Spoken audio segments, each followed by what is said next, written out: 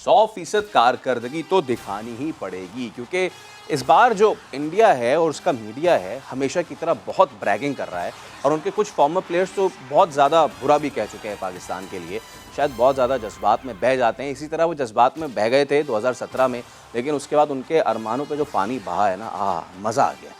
तो बहुत ही मज़े का शो होने वाला है आज, क्योंकि आज हमारे साथ मौजूद हैं स्टूडियोज़ में तो अदील अज़हर हैं, क्योंकि अदील भाई जो हैं उनकी जो क्रिकेट की नॉलेज है ना, हम उसके तो भाई बहुत ही ज़्यादा मोहतरफ़ हैं। अदील भाई, thank you so much for coming in the Studios, और बड़ा मज़ा आने वाला है आगे के चंद दिनों में। इसके अलावा हमें स्काइप से ज्वाइन किया है, मुझे जो सबसे अच्छी याद इनकी है ना यासिर भाई की, यासिर अरफात की, वो है जो उन्होंने कराची के टेस्ट मैच में, या फिर कराची था कोई और था, जिसमें इन्होंने फ्लिंट ऑफ को यॉर्क मारा था, और वो गिल्लियाँ जो थी वो कहाँ चली गई थी, वो गिन के वापस ला रहे थे ना विकेट कीपर हमारे। तो यासिर अरफात भी हमारे साथ मौजूद है स्काइप पे। यासिर भाई, बहुत शुक्रिया आपका, थैंक यू सो मच।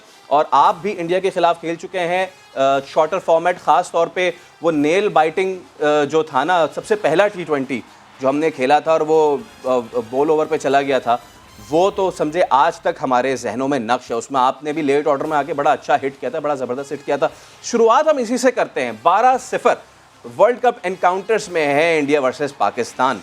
क्या होता है, क्या फीलिंग होती है जब भी हम जाते हैं, क्योंकि आज भी इवन के इंडिया की टीम इतनी स्ट्रांग हो चुकी है, लेकिन इसके बावजूद हमने इतना अच्छा किया है पिछले 20 सालों में कि वो अभी भी इंडिया उसको मात नहीं कर पाया है। तो वर्ल्ड कप में हम क्या सिचुएशन बन जाती है, हमने देखा जब भी हम गए नर्वसनेस आ जाती है, स्पेशली टॉकिंग अबाउट 2007 कि जब हमारा डबल एनकाउंटर हुआ, एक तो बिल्कुल इनिशियल और उसके बाद फाइनल, तो हमने देखा कि कुछ प्लेयर जो बिल्कुल जिसको कहते हैं घबरा गए, वो बिल्कुल आउट हो गए, लेकिन उसके बाद लेटर ऑर्डर में आ पाए। मिसबाह एवरीवन न्यू कि उन्होंने क्या कुछ किया, किस तरीके से कंपोज और पॉइस करके खेला। तो इंडिया पाकिस्तान एनकाउंटर ख़ास तौर पे वर्ल्ड कप में किस तरह की फीलिंग होती है, क्या हो जाता है जब हमारे प्लेयर्स जाते हैं मैदान में, तो कोई एडिड प्रेशर होता है, फिर क्या सिचुएशन बनती है? देखिए, जो आपने बताया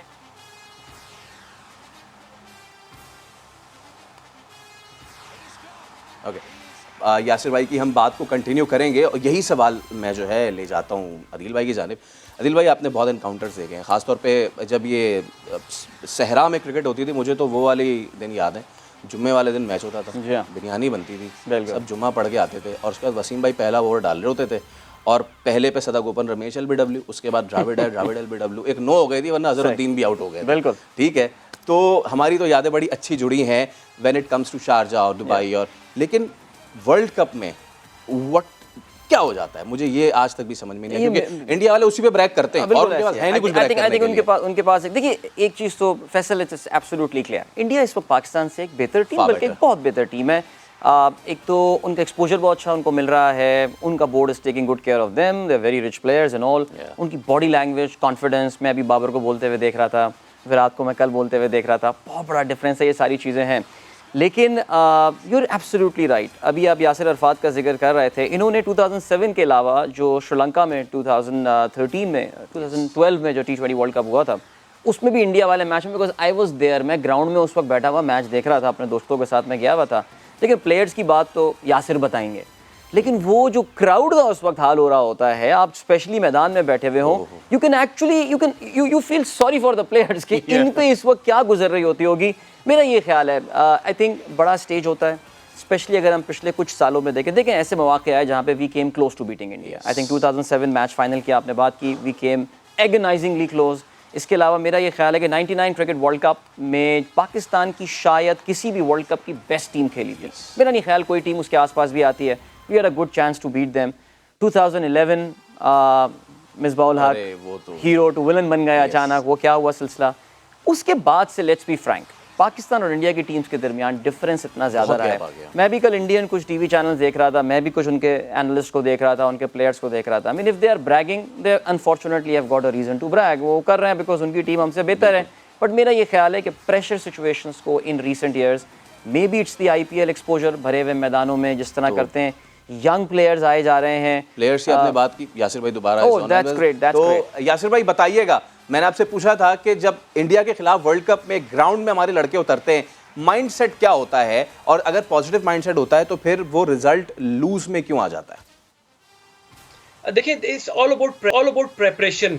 मुझे ये लगता है कि इंडिया की टीम, जिस तरह मैं पहले भी आपसे जिक्र कर रहा था कि जो प्रिपरेशन होती है, अगर देखें अभी ये चीज़ें करने की ज़रूरत की टाइम तो नहीं है कि जिस तरह की आप सबको पता है कि आपके टीम की जो सिलेक्शन चेंज हुई, कोचिंग स्टाफ आपका चेंज हुआ, काफ़ी चीज़ें हुई, वो तो अभी हमें जिक्र नहीं करना चाहिए। अभी ये है कि अभी देखिए match right at the moment, अभी कल इंशाल्लाह मैच होगा।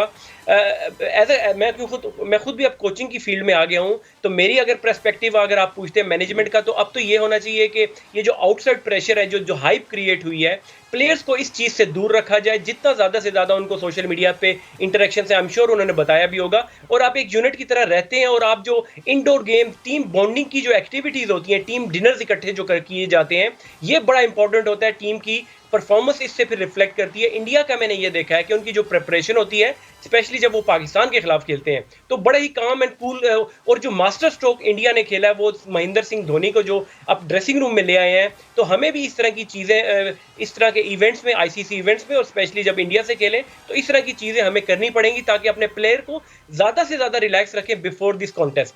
राइट, ये जो आपने बात की, मैं इसका सवाल लेता हूँ आदिल भाई से, क्योंकि इन्होंने बात की महेंद्र सिंह धोनी लेकर आए हैं, क्योंकि उनका बड़ा इम्पैक्ट रहा है when he was in the team as a captain.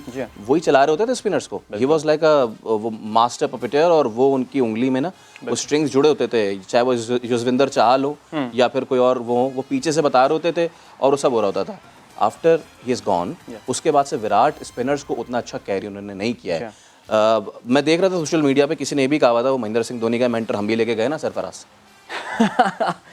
मेरा ये ख्याल है हमारे तो मेंटोर्स टीम में खेल भी रहे हैं। हाँ, मेरा देखिए महेंद्र सिंह धोनी की अगर आप बात करें, आई थिंक इंडिया की हम हिस्ट्री में अगर देख लें तो यस, बहुत बड़े बड़े प्लेयर्स गुजरे हैं। अजहरुद्दीन बहुत बड़े कप्तान थे, गवास्कर ने कप्तानी की है, कपिल देव में वर्ल्ड चैंप, गांगुली। मेरा जी श्योर फरमाइए प्लीज यासिर भाई, प्लीज। वो बड़ी अच्छे मजे की बात की, मेंटर्स हमारे गए हुए हैं, मगर आप देखें फ्रैंकली स्पीकिंग, आपको भी पता है जो हमने अपने मेंटर्स का हाल किया सरफराज के साथ, 2 साल से हम उसको पानी पिला रहे हैं, उसके जो इश्यूज चला रहे हैं। हफीज जो हमारा प्रीमियर प्लेयर था, उसके साथ हमने क्या किया, साउथ अफ्रीका होम सीरीज, और उसके बाद भी बोर्ड का जो उनका रवैया है, तो हमारे मेंटर्स बेचारे खुद, उनको मेंटरशिप की जरूरत है। मेरे धोनी को आप देखें कितने उनको अवार्ड्स भी मिले, सक्सेसफुल भी रहे, और अभी वो बल्कि आईपीएल का टाइटल भी जीते हैं। तो ये थोड़ा सा डिफरेंशिएट है हमारे जो मेंटर्स और उनके मेंटर्स में। अच्छा यासिर भाई, ये एक चीज़, ये तो चले अपने सिर्फ एक पर्सनल बात कर ली ना, बट ओवरऑल क्रिकेट अगर देखें, एक वक्त था कि जिस वक्त नाखून चबाया करते थे भारतीय प्लेयर्स ड्रेसिंग रूम में बैठ के, बड़ी साफ सी बात है, टीवी पे सबको नजर आता था, और उनके जो अवाम थे उनको भी पता था कि जी हम जो है वो रॉबिन सिंह, जवागल श्रीनाथ जो 135 से ऊपर नहीं जा रहे, वेंकटेश प्रसाद जो 137 से ऊपर नहीं जा रहे, किसी दिन अच्छा लग गया तो वह 138 भी शायद मैं ज़्यादा बोल रहा हूँ। ये कैसे ले आए ट्रांसफॉर्मेशन, कहाँ से आ गई, वो कैसे आगे चले गए, हम कब पीछे रह गए उनसे? बहुत ही बड़ा अच्छा, आपने बेहतरीन जवाब मौजूद ये है कि फॉलो करते हैं। एमआरएफ एकेडमी है इंडिया फास्ट बॉलर्स के लिए, जो कि 1997 में इन्होंने बनाई, वहां पे टिल अप टू 2012। आप अंदाजा लगाए इतनी इन्वेस्टमेंट इन लोगों ने की, और अब वो एकेडमी जो रन कर रहे हैं, Glenn McGrath Australian fast bowler कर रहे हैं। तो जिसकी वजह से आप देख सकते हैं कि अपने पास की बात की कि उनके पास फास्ट बॉलर्स नहीं आते थे, उन्होंने इन्वेस्टमेंट की, उन्होंने प्लानिंग की, और अब आप देखें, आप उनके पास एक से एक अच्छा प्लेयर, सिर्फ बॉलिंग ही नहीं, अब ईशान किशान जो प्रैक्टिस मैच में और जिस तरह वो आईपीएल में खेलते हैं, आप अंदाजा लगे इन्वेस्टमेंट कितनी अच्छी हैं। तो ये आप देखिए, उन्होंने इन्वेस्टमेंट की, प्लानिंग की, अब वो स्टेज पे खड़े हैं कि आप उनके पास 2-2, 3-3 टीमें तैयार हैं।